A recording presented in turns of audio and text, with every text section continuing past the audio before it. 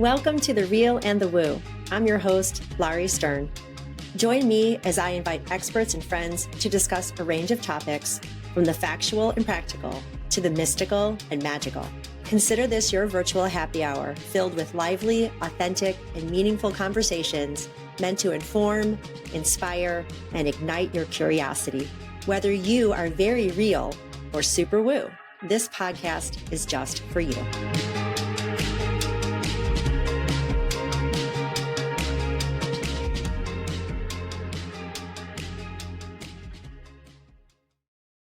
Welcome to The Real and the Woo. I'm your host, Lauri Stern, and today we are moving up to the solar plexus. I wanted to record this for a couple of weeks now and exercising my personal power. I've chosen to focus on some other things, just take some time away from solo casting. So I'm so glad you're here with me as we move up to the Manipura chakra. So we've discussed root, our sacral, and now we are in our third wheel, our solar plexus. The color's yellow, and it's fiery like the sun. In my classes for my students and with my clients, I often refer to this chakra as our Freddy Krueger fireplace, which sometimes is scary. And sometimes it's just a stove, right? So it can become scary if we abuse our power. It becomes wonderful if we use our power in the way it's meant to be used, which is just like when we cook food. We dial up the knob to maybe sear some food or just simply cook it. We dial down the knob for just simmering, right? But in general, what do we know? We have an internal pilot light, just like you would on a gas stove. It's always lit. It's always available for you so that you have the ability to dial up when you need to or dial down. And I say abuse your power. It all starts with yourself. So if you're a person who pushes, burns the candle at both ends, doesn't love to rest, and you're a doer, then just like any other battery, it's eventually going to burn out. You're eventually going to burn out. And that's one way there's an imbalance in this chakra when it's too fiery. Conversely, if you're always on a simmer, then decision-making might be hard for you. Your personal sense of power is boundaryless. Boundaryless? I think that's the word. You have trouble with boundaries. And you just need a little more fire to get shit done. So dialing from the root, our area where we matter, we are grounded, we are secure when we're in balance there. And then moving up to the sacral, where we express our emotions in a balanced way, our creativity and our passions. When you take those two in balance and you move up to the solar plexus, then you have the ability to decide and discern what version of your power shows up. So this chakra, the affirmation statement is I do. So I also refer to this sometimes as the Nike chakra, because sometimes we have to just do it. Sometimes we get to do it, right? So there's very different energy when you say have to versus get to. And as mothers, as leaders, as whoever we are, teachers, healers, humans, the most arduous of tasks really can change. And that's what we do in this chakra. This is our ability to transmute and transform energy, decisions, emotions, and we use our discernment in order to do that. And just by choosing other vocabulary, that creates other energy. When my mother was sick, or anybody can relate to aging parents if you're in the sandwich generation, or even just a new mother, right? You're changing a diaper, whether it's an adult diaper or your baby's diaper. We forget that is a get to. I get to take care of my mother. I get to take care of my child versus have to, right? Of course, when you're having diaper changing experiences, it's the same with how we think about our work. I have to go to work or I get to go to work. It's a very small but profound change, something to consider. So the affirmation statement, like I said, is I do. Well, how do you do what you do? Do you overdo or do you underdo? Are you okay with asking for help, asking for directions, or do you feel like you have to do everything on your own? So balances and imbalances. I always just love to bring these up. One of the things that I wrote about for this chakra, there's a couple. Unfortunately, a few months ago, I lost one of my oldest and dearest friends that I've known since junior high. Prior to her passing, I was invited to her 60th birthday dinner. And I wrote this whole thing, and I'll put the link in the show notes. But the decision to go or not to go, to be or not to be, but the decision to go or not to go was a no-brainer for me. But it isn't for everyone, because she invited me and I know her, but I didn't know anybody else in the room. I was going to walk into somebody's house whom I didn't know and be surrounded at a table of people that I didn't know. But the beauty of the invitation was that my friend knew me and knew that I would fit in, or just knew that whatever I had to share meant something to her. And so I chose to go and get over my own fear, whether it was big or little. In this case, it wasn't so big. But there's a lot of people that won't even go to a dinner party or a party unless they know exactly what's going to happen, what the food might be, who the people are, whether they know them or not. And so this chakra is all about control. And what do we know about control? I mean, it's ridiculous. We can't control so much in our lives. All we can control is ourselves, our ability or our inability to speak, to decide, to feel secure or not. And so in this situation with the dinner party, I didn't care that I didn't know anything. I just had the faith that I was going for the right reasons. I was wanted because I was invited. Right? So sometimes I guess people, I know I've been guilty of this too. We do have obligatory invitations when you're having like a big party or whatever. I have to invite so-and-so because I'm inviting so-and-so, or I have to invite so-and-so because that person invited me somewhere. Putting those things aside, when a friend of yours asks you to show up, fucking show up. And it's not because you never know if this is your last meal with that person, although because they believe in you and your right and their desire for you to be there. So for anybody out there who typically says, I'm not going to go unless I know X, Y, and Z, just consider from whom you receive the invitation, and let that be enough that they believe you have every right to be at that table. So sometimes showing up is just the practice. It takes confidence, which is also all about the chakra. So confidence or lack of confidence, power, willpower, or lack of those things, knowing how to dial up your knob, knowing how to dial it down. I can enter a room pretty fiery, which to me means like energetically, but you also have to learn to read the room. I know I do. So I've learned to read the room. Sometimes, however, I just show up in my authentic space, which is, hey, I'm so happy to be here. La, la, la, let's go. But not everybody's like that. Showing up in your authentic self might be you show up quietly. And hopefully no one is forcing you to be someone that you're not, because that takes you out of your comfort zone. That takes you out of your sense of confidence. First, understanding who you are.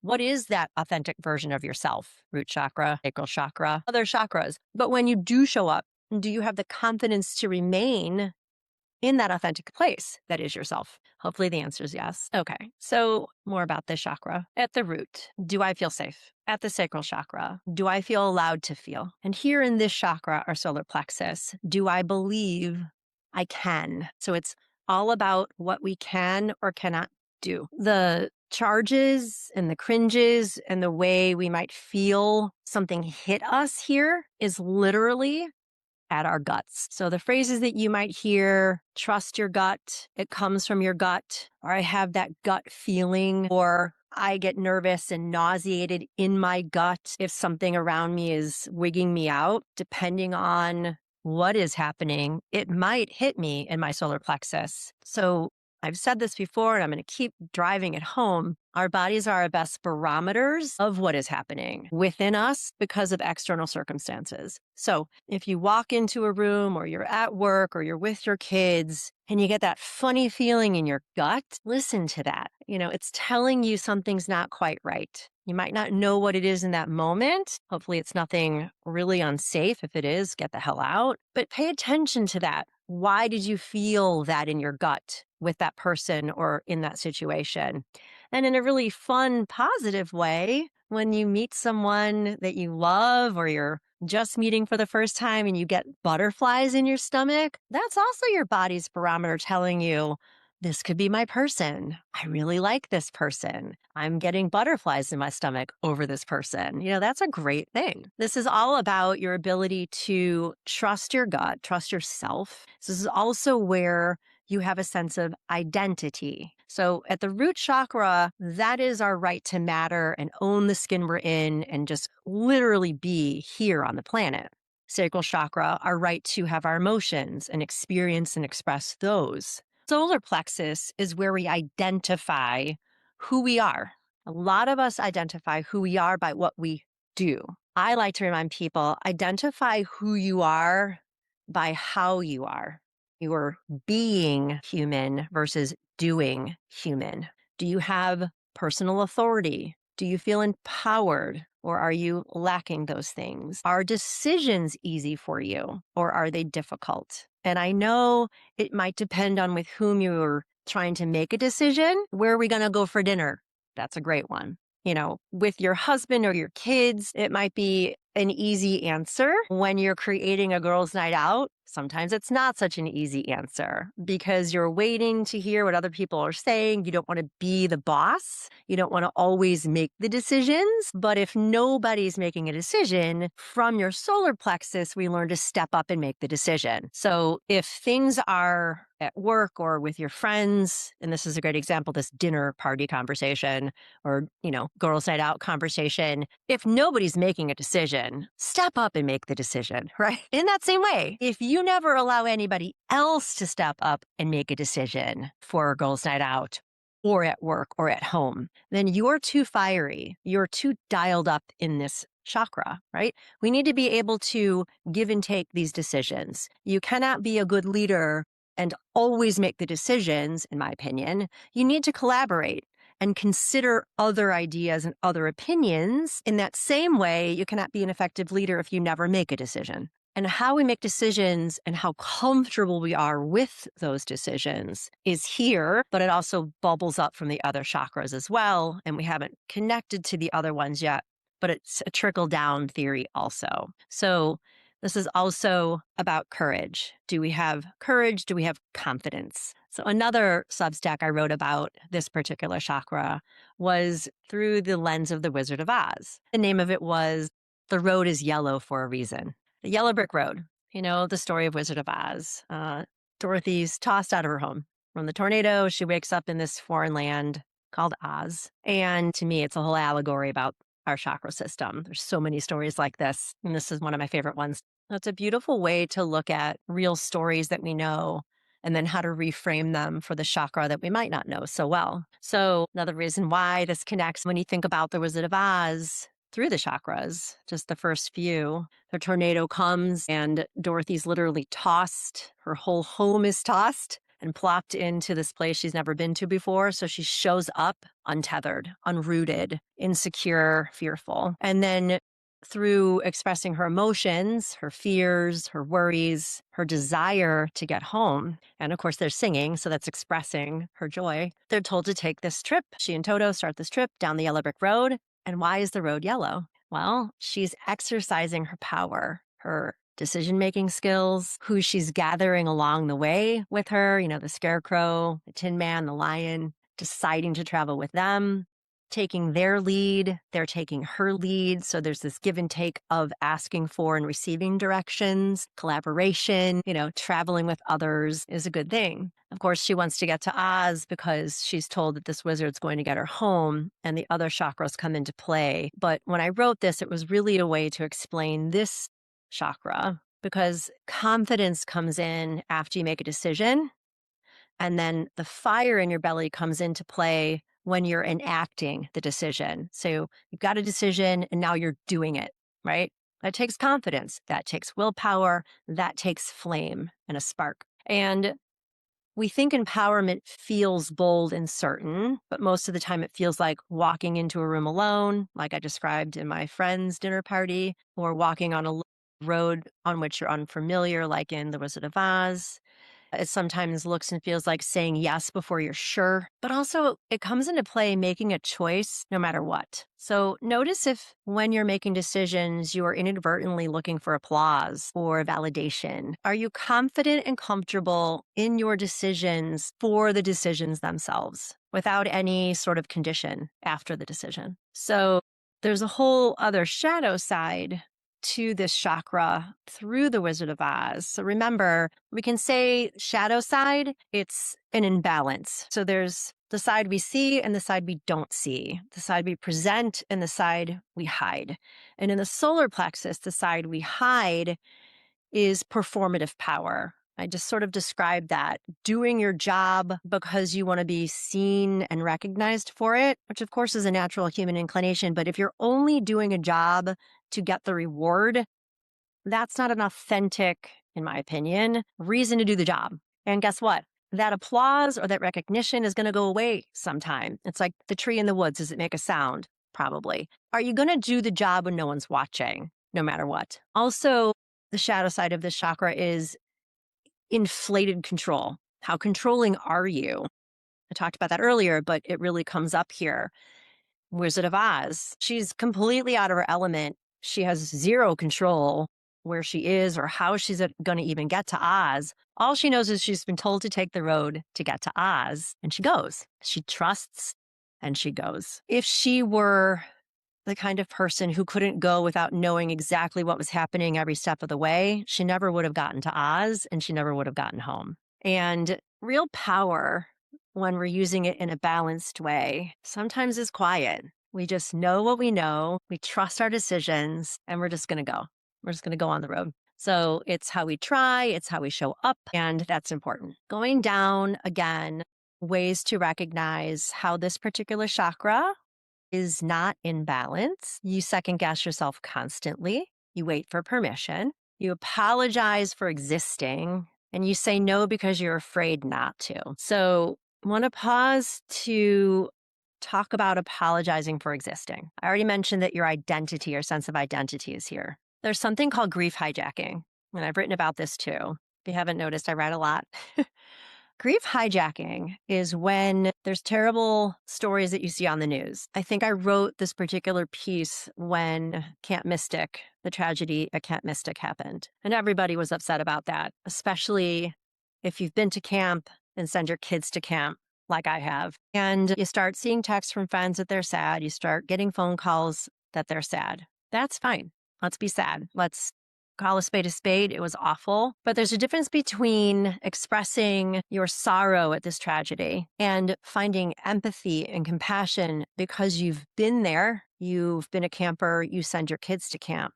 But grief hijackers take that up a notch. They have no sense of their own identity. And so what they do is they make a tragedy all about themselves. So it's not just a phone call. Oh my gosh, I'm so sad. Those poor people, those poor families. I can't imagine their fear and their sorrow. You can imagine it because you've kind of been there, but you're really not there. You're nowhere near Texas. Maybe you're not even a camper, and you call up a friend of yours, or you make a long ass post all about how it could have been you if you'd lived in Texas and you sent your kids to that camp. Or it could have been you because you know somebody who knows somebody who knows somebody who actually did send their child to camp and that child passed away. That is your solar plexus and your sense of identity being completely out of control. And you can hear I'm fired up about this because I have a few people like this. They cannot just take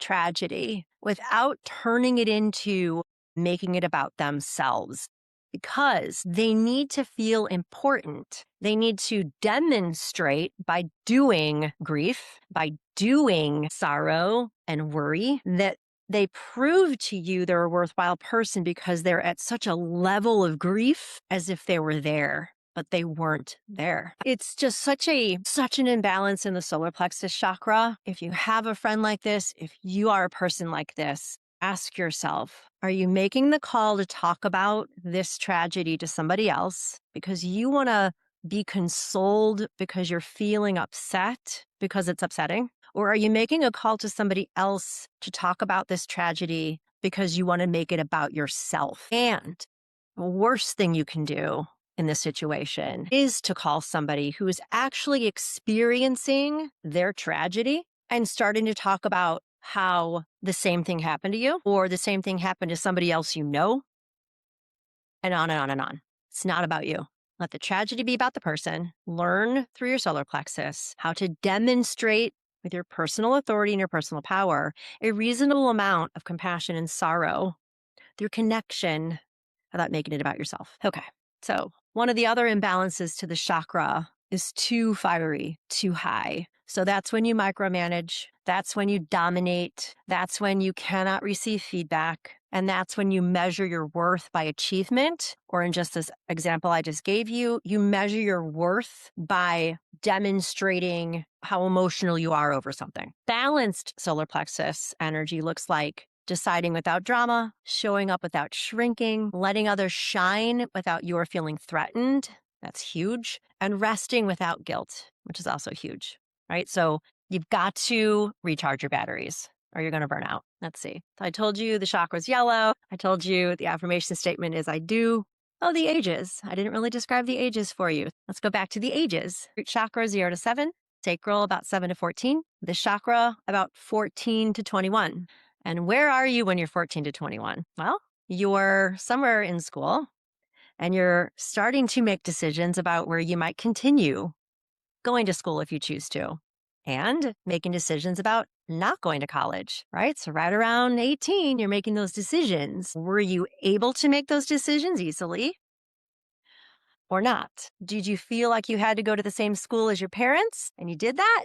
And then you got to school and you hated it? Or wherever you went to school, you felt like you had to go into the same degree area that your parents did and you hated it? You were not exercising your sovereign power to make your own decisions. And I get it. We've all been there. As children, we want to honor our parents. You know, you love their passion about their favorite school and you think going there will be fun for you. Great. But if you think going to that school will please your parents, that's not so great. You have to please yourself. You have to please yourself. And if you cannot decide what feeds you, what lights you up here in this chakra, then you've got a huge imbalance here. If you are a person who's constantly needing to be told what to do, where to go, how to do it, you've got an imbalance here. Conversely, if you're a person who never takes directions, is not coachable, and not approachable, you've got an imbalance here.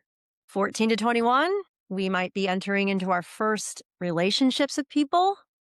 And if we don't feel we matter and we don't understand our emotions or understand how to control our emotions very well, then you get to meet somebody and your emotions all over the place. Or you take on their identity.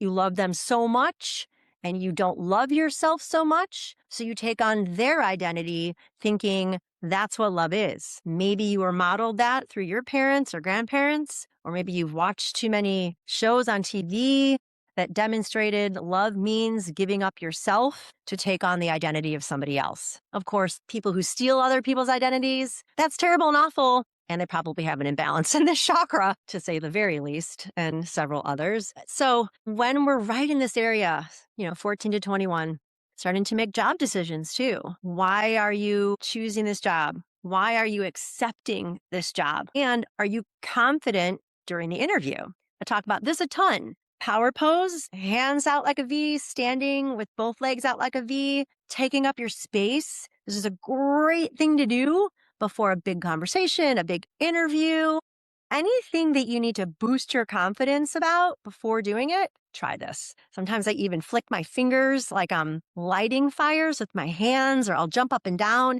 Anything to sort of lift your flame. If you feel a little too low and you need a little confidence boost, that's a great thing to do. But if also you're already here and you walk into that interview like you're a freaking know-it-all, do you think you're going to get that job? Probably not. Okay. So again, how you show up across the table from somebody else, whether you're at a dinner party or at a job interview, is all about how you show up for yourself here in the solar plexus. Your ability to decide, your ability to exercise your confidence and your self-control, and then knowing when to dial up those things and when to dial down those things. Okay. So I'm just going to offer you an easy 5-minute guided meditation. that connects with this chakra. So if you want to sit tall or find a comfortable seat, if you're driving, don't do this while you're closing your eyes. Just pause this and do it later. But if you can, and you're safe too, just close your eyes and take a seat. Take a few deep breaths. Come into your body. Place your hand just above your navel. So this chakra resides about from the navel center just to below the low ribs, right? So it really is the fire in our belly, truly. So just notice as you're sitting here, are you already dialed up too high? And just imagine you've got a stove knob of your own and just dial your flame down a little bit. If you're feeling a little insecure or you're lacking some confidence, even just sitting here, then in that same way, imagine that knob and just dial it up a little bit just to feel maybe a little warmth in the belly. And keeping one or both hands on your belly, just take a nice big slow inhale through your nose and sigh it out through your mouth. And do that again. Just inhale and sigh it out. Continue breathing in a way that brings you a sense of calm empowerment. Just notice what's going on with you, not only in your solar plexus, but anywhere else. Are you sensing any tightness? Are you noticing warmth or anything cool? Or do you just notice nothing and you're just observing, which is wonderful too? So, if when you're getting into any meditation, you immediately switch into the doing mode, notice that. Perhaps the practice is just being an observer. Take a few moments to notice, are you doing or are you being?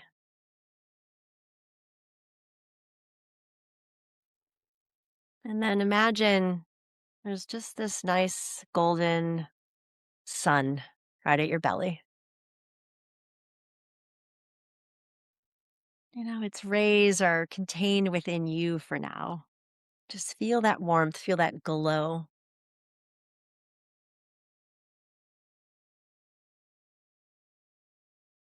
And then if you're ready, you can start to expand your light and see what happens. Perhaps you're imagining your belly becomes like the rays of a sun, and you're ready to expand as far out as you want to, decide to. And notice as you do that, do you start to feel your body reacting in any way that is fearful or uncomfortable? Bring your rays in toward yourself a little bit until you feel comfortable and confident, shining just as you are. Perhaps with each inhale, you just notice the glow within yourself growing. And with each exhale, you release anything in the way of your light, your power. If you want to expand as you inhale even farther out, and as you exhale, keep expanding your light out. Notice how that feels. Notice where it resonates or creates something uncomfortable. And then bring that flame, that sun, back to where you can manage it and feel comfortable with it. Be one with it. So you don't always have to burn more brightly. It's enough just to know you've got this internal glow always. And one of the ways we can express our authenticity is to grow that glow outwardly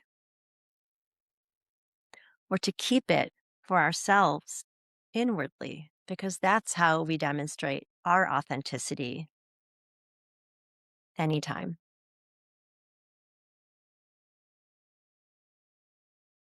So you can sit with that for a few moments or a few minutes. If you're ready to move on, or you've come back to listen to me move on, I want you to take another inhale right into your solar plexus. And as you exhale, I'd like you to release the need to be chosen.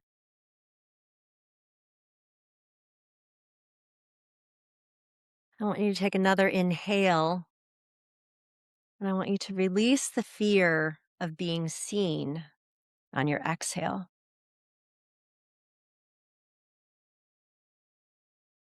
I want you to take another inhale, and on your exhale, I want you to release the belief that who you are is not enough.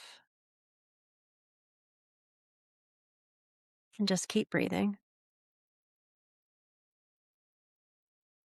Noticing again if any of those words, to be chosen, to be seen, to be enough, created some sort of reaction anywhere in your body. Make a note of that. Just come back to your breath. And I want you to picture yourself standing at the beginning of a yellow brick road. Just see it expand out in front of you, however the road is designed by you. You don't know where it's going to lead, and you don't need to. See yourself taking just one step forward. Just feel the ground beneath your feet and say to yourself, I am capable of taking this step. Not because you're fearless, and maybe you are, but because you're willing to take the step. And as you walk down this road, whatever pace works for you, you could say to yourself as you travel, I trust myself. I can handle what comes. I already have what I need. I show up.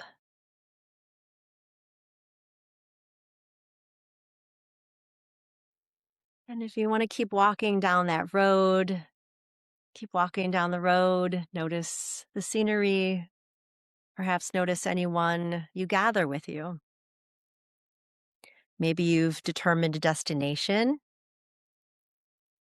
Perhaps you've already changed the direction for a new destination because you have the power to choose where you're going and how you're traveling. And when you're ready, whether you've arrived at a destination or you've come back to the beginning of the road, I'd like you to just come back into your body, into the room where you are, and take some deep breaths. If your hands went elsewhere or dropped to your sides, you might want to put one or two back at your solar plexus and breathe right there. Just feel the warmth behind your hand. That's your power. That's your pilot light. That's your internal flame that is always there for you at the ready to be dialed up when you need it and dialed down when you need to. And when you're ready, just open your eyes and just see how you feel. It's a really good time to jot down some notes, especially if you were able to connect with where some of these ideas or images resonated within your body.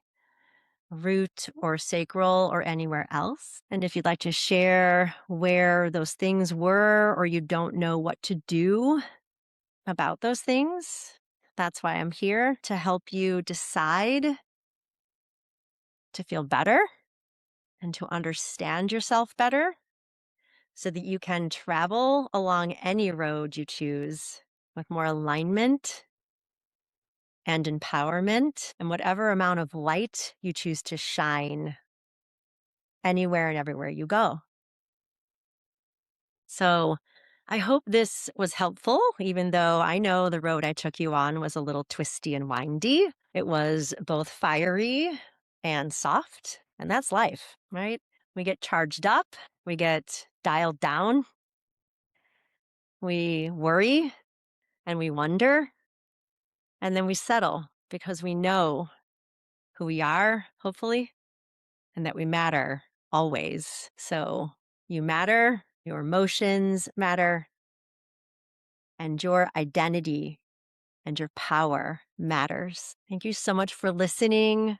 I'll leave everything in the show notes below that I mentioned. And again, I am here to be your guide and your teacher, your energetic wellness coach and practitioner. Whether you want to work with me one-on-one or a group of people or your corporation, I customize pathways that connect with the journey you're meant to be taking that will bring you to the best ride and destination of your life.